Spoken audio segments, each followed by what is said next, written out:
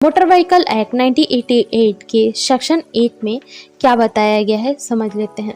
अगर आप learning licence बनाना चाहते हैं तो ये जो भी टर्म्स एंड कंडीशंस होंगे वो 18 साल के नीचे के होंगे। अगर आप पेरेंट्स हैं तो आप अच्छे से सुन सकते हैं, बट इसमें बहुत सारे जो पार्ट्स हैं वो अलग अलग डिफाइन किए गए हैं, तो आपको ये अच्छे से समझना होगा। इसमें से बहुत सारे क्वेश्चन आ भी सकते हैं। तो फर्स्ट कंडीशन में बताया गया है कि किसी भी व्यक्ति को अगर वो क्वालिफाइड है, अब ऐसा नहीं कि आप कॉलेज जा रहे हो तो आप क्वालिफाइड होगे, नो। मैंने टर्म्स एंड कंडीशन बताए हैं सेक्शन 4 में। अगर आप उसके पूरे जो रूल्स हैं उसे फॉलो करते हो और उसमें क्वालिफाइड हो, आप लर्निंग लाइसेंस लेने के लिए पूरे एलिजिबल हो और आप अप्लाई कर सकते हो। पार्ट 1 में बताया गया है, जो पार्ट 1 में बताया गया है कि जो भी बिजनेस से रिलेटेड वर्क करते हैं तो उनको भी ज़रूरत पड़ती है तो वो अप्लाई कर सकते हैं।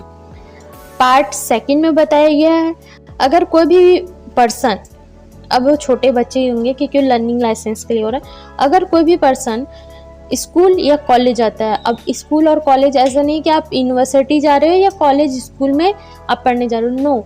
इस चैप्टर में बात करेंगे तो वो बताया जाता है कि अगर आप जो भी ड्राइविंग के लिए क्लास जाते हो, ड्राइविंग सीखने के लिए क्लास जाते हो, तो उसे कहा जाता है। अगर किसी भी जगह आप अपने ड्राइविंग के लिए सीखने के लिए क्लास जाते हो, वहाँ से आपको ट्रेनिंग दी जाती है, तो सेक्शन 12 के अकॉर्डिंग आपको फुलफिल होना पड़ेगा। तो सेक्शन 12 में क्या बताया गया है वो आपको आगे चल के पता चलेगा, बट आपको ये टर्म्स एंड कंडीशन पता होने चाहिए। स्कूल जाते हो अपने ड्राइविंग सीखने के लिए, अब मोटर व्हीकल में अगर आप अप्लाई करना चाहते हो लर्निंग लाइसेंस के लिए तो आप अप्लाई कर सकते हो। 2 में भी पर्सन अगर एप्लीकेशन फॉर्म भरता है तो उसमें फीस होंगे वो सेंट्रल गवर्नमेंट के द्वारा निर्धारित होते हैं। तो अगर आप फीस के बिना अगर एप्लीकेशन फॉर्म भरोगे तो वो मान्य नहीं होगा। उसमें जो भी फीस दिया होता है आपको उसे भरना पड़ेगा, और ज़्यादा नहीं होता, वो जितने भी फीस होते हैं उसे आप भर के अपने एप्लीकेशन को पूरा कर सकते हो।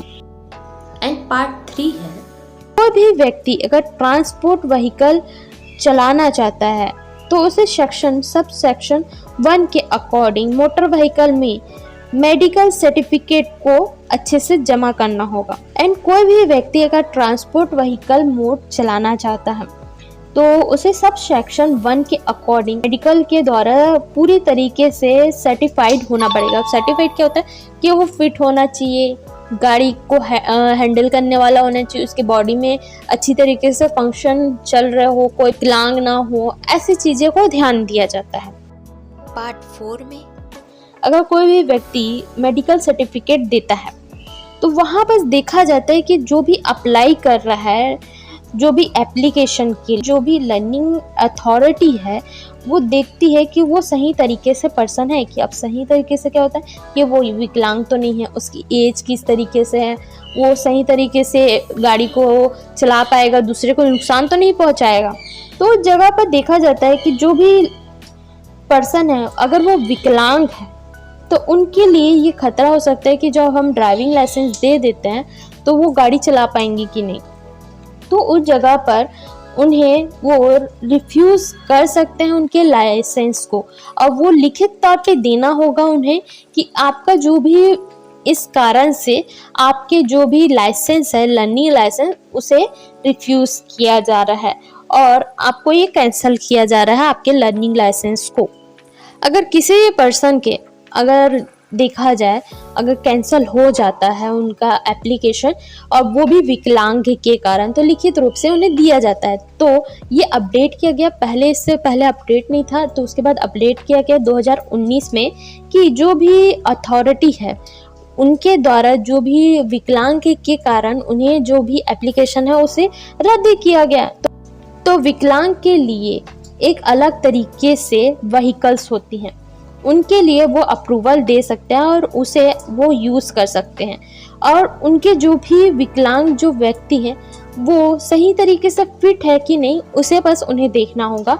तो फिट क्या होता है कि जब भी कोई पर्सन विकलांग भी है तो उनके से वो गाड़ी को हैंडल कर सकते हैं, हम सही तरीके से चला सकते हैं, दूसरे को हार्म नहीं पहुंचाएंगे, ये टर्म्स एंड कंडीशंस होंगे और वो दूसरे को नुकसान नहीं पहुंचाएंगे तो कोई इशू नहीं होता। वो जो व्हीकल्स होते हैं वो विकलांग के लिए जो यूज़ होते हैं उसे वो यूज़ कर सकते हैं और उनके लिए वो लाइसेंस ले सकते हैं।